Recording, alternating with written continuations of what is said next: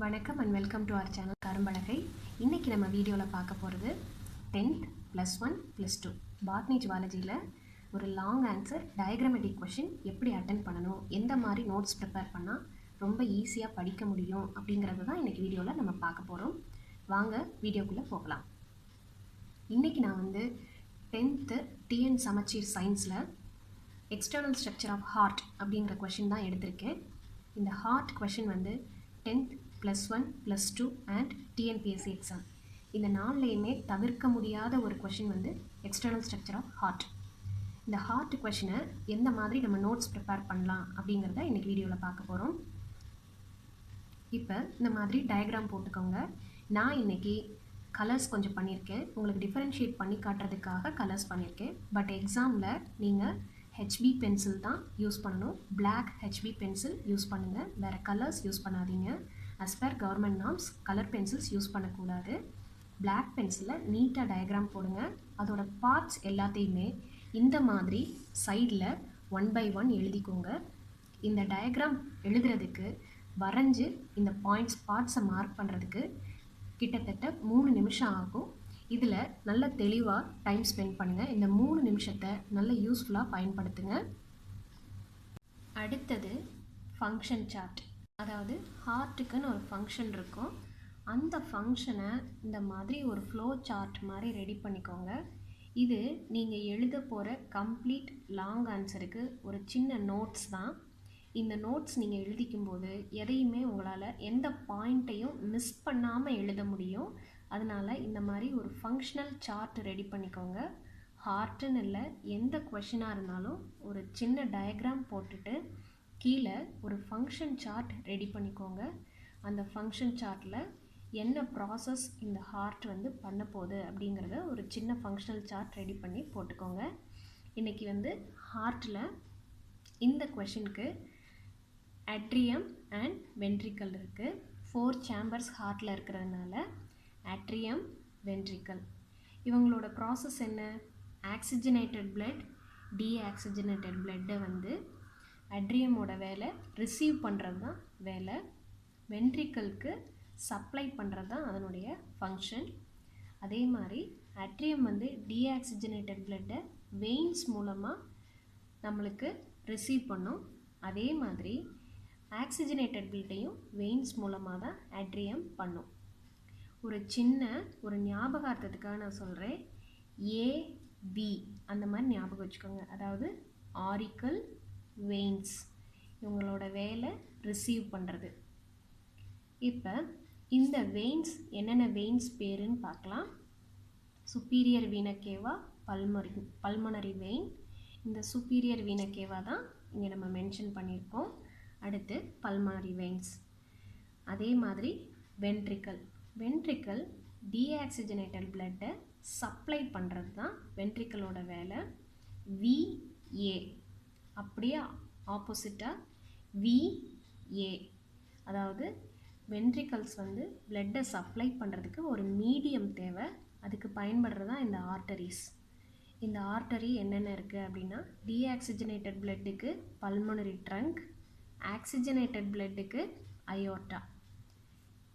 இந்த மாதிரி ஒரு ஃப்ளோ டயக்ராம் ரெடி பண்ணோன்னா நம்ம ஈஸியாக எந்த பாயிண்ட்ஸையும் மிஸ் பண்ணாமல் அந்த கொஷினை அட்டென்ட் பண்ணலாம்.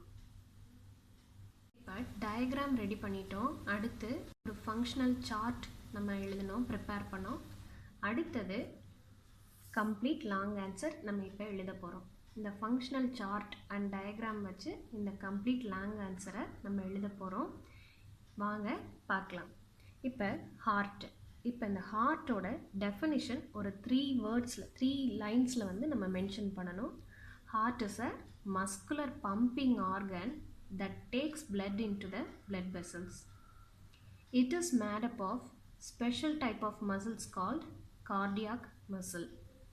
The heart is protected by pericardium, contains pericardial fluid. ஒரு சின்ன டெஃபினிஷன், ஹார்ட்னா என்ன அப்படிங்கிறத ஒரு சின்ன டெஃபினிஷனாக ஃபஸ்ட்டு மென்ஷன் பண்ணுங்கள். அடுத்து இந்த ஃபங்க்ஷனல் சார்ட்டை தான் நம்ம பாயிண்ட்ஸாக இப்போ எழுத போகிறோம் 1 by 1. நம்ம ஏற்கனவே சொன்ன மாதிரி ஹியூமன் ஹார்ட் இஸ் 4 சேம்பர்டு. ஒரு ஹியூமன் ஹார்ட் வந்து 4 சேம்பர்ஸ் இருக்கும். அந்த 4 சேம்பர்ஸ் என்னென்னு பார்க்கலாம். 2 அப்பர் தின் சேம்பர். அப்பர் தின் சேம்பர்ஸ் வந்து ரைட் ஆரிக்கல், லெஃப்ட் ஆரிக்கல். இந்த தின் சேம்பர்ஸ் வந்து ஆரிக்கல். அப்போ வென்ட்ரிக்கல் எப்படி இருக்கும்? திக்காக இருக்கும். ரைட் ஆரிக்கலோட வேலை என்ன? ஏவி. ஆரிக்கல் வந்து ரிசீவ் பண்ணுறவங்க. Right auricle receives the deoxygenated blood from different parts of the body through veins. ஆரிக்கலோட வேலை ரிசீவ் பண்ணுறது. வெயின்ஸ் வழியாக ரிசீவ் பண்ணுறாங்க. பிளட்டை ரிசீவ் பண்ணுறதுக்கு ஒரு மீடியம் வேணும் இல்லையா? அந்த மீடியம் தான் வெயின்ஸ். அந்த வெயின்ஸ் என்னென்ன? சுப்பீரியர் வீனா கேவா, இன்ஃபீரியர் வீனா கேவா, கரோனரி சைனஸ். இந்த 3 வெயின்ஸை நம்ம மென்ஷன் பண்ணணும். அடுத்து டீஆக்சிஜனேட்டட் பிளட்டை ரிசீவ் பண்ணிட்டாங்க. அப்புறம் ஆக்சிஜனேட்டட் பிளட். இந்த ஆக்சிஜனேட்டட் பிளட்டுக்கு எது பயன்படுது? Pulmonary veins bring oxygenated blood to left auricle from lungs. லங்ஸுக்கு பல்மனரி வெயின்ஸ் எது கொண்டு வருது? ஆக்சிஜனேட்டட் பிளட்டை கொண்டு வர்றாங்க. அடுத்தது ventricle. The ventricle form thick lower part. Ventricle pump out blood from heart. வென்ட்ரிக்கலோட வேலை சப்ளை. ஆரிக்கலோட வேலை ரிசீவர். இப்போ ரைட் ஆரிக்கல், லெஃப்ட் ஆரிக்கல் பார்த்தோம். ஆரிக்கலோட வேலை ரிசீவிங். அதுவும் வந்து ஏவி. எந்த மீடியம் வழியாக? வெயின்ஸ் வழியாக. இந்த 2 வெயின்ஸுமே வந்து நம்ம ஹின்ஸில் எழுதிட்டோம். அதாவது ஆரிக்கல் வந்து டீஆக்சிஜன் பிளட்டை எது வழியாக ரிசீவ் பண்ணுது? சுப்பீரியர் வீனா கேவா, இன்ஃபீரியர் வீனா கேவா, கரோனரி சைனஸ் மூலமாக ரிசீவ் பண்ணுறாங்க. அதே மாதிரி ஆட்ரியம் ஆக்சிஜனேட்டட் பிளட்டை எந்த வெயின்ஸ் வழியாக ரிசீவ் பண்ணுறாங்க? பல்மனரி வெயின்ஸ் வழியாக ரிசீவ் பண்ணுறாங்க. இப்போ ஃப்ளோ சார்ட்டில் இந்த பார்ட்டை முடிச்சிட்டோம். அடுத்து வென்ட்ரிக்கல். இந்த ரைட் வென்ட்ரிக்கல் வந்து ஒரு பெரிய பல்மனரி ட்ரங்காக அரைஸ் ஆகும். அதன் வழியாக தான் டீஆக்சிஜனேட்டட் பிளட்டை சப்ளை பண்ணும். அடுத்து லெஃப்ட் வென்ட்ரிக்கல்.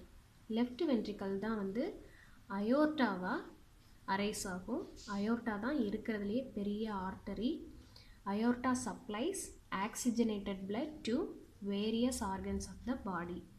உடலில் இருக்க அத்தனை பகுதிகளுக்கும் ஆக்சிஜனேட்டட் பிளட்டை சப்ளை பண்ணக்கூடிய மிகப்பெரிய ஆர்டரி வந்து அயோர்ட்டா.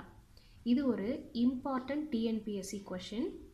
அடுத்து இப்போ நம்ம ஆல்ரெடி மென்ஷன் பண்ணிட்டோம், ஹார்ட் இஸ் அ சர்க்குலர்.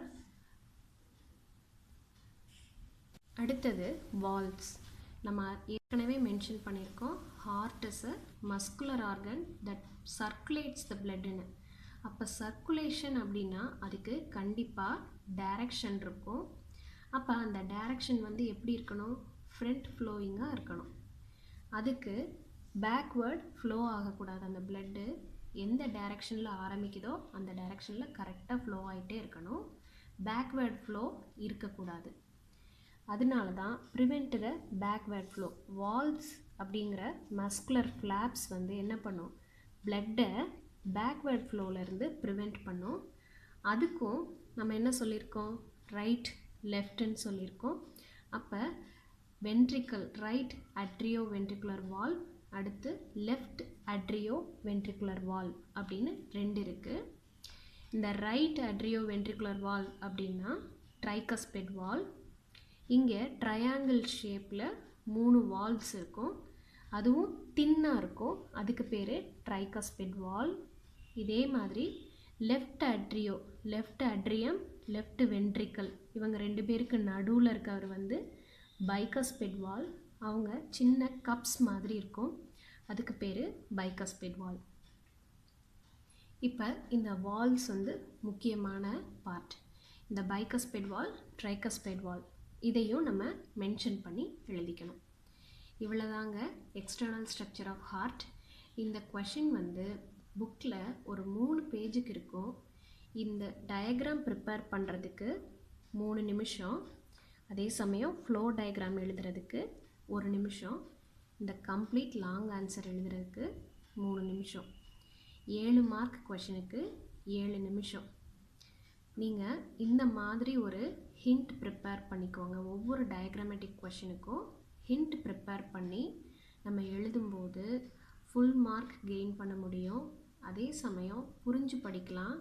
இன்னொன்று, எக்ஸாமுக்கு போகிற அறிபறியில் புக்கை பெரட்டிகிட்டு இருக்க அவசியம் இருக்காது. இந்த ஹிண்ட் நோட்ஸ் நீங்கள் படிக்கிறதுக்கு ரொம்ப சுலபமாக இருக்கும், புரிஞ்சு எழுதுறதுக்கும் சுலபமாக இருக்கும். இந்த மெத்தடை டயக்ராமேட்டிக் கொஷின்ஸ்க்கு ட்ரை பண்ணி பாருங்கள். கண்டிப்பாக மார்க்ஸ் அச்சீவ் பண்ண முடியும். என்ன ஃப்ரெண்ட்ஸ், உங்களுக்கு இந்த வீடியோ பிடிச்சிருந்துச்சா? பயனுள்ளதாக இருந்ததா? வீடியோ பிடிச்சிருந்தா நம்ம கரும்பலகை சேனலுக்கு லைக் பண்ணுங்கள், ஷேர் பண்ணுங்கள், மறக்காமல் சப்ஸ்கிரைப் பண்ணுங்கள். மீண்டும் ஒரு நல்ல பதிவோடு உங்களை சந்திக்கிறேன்.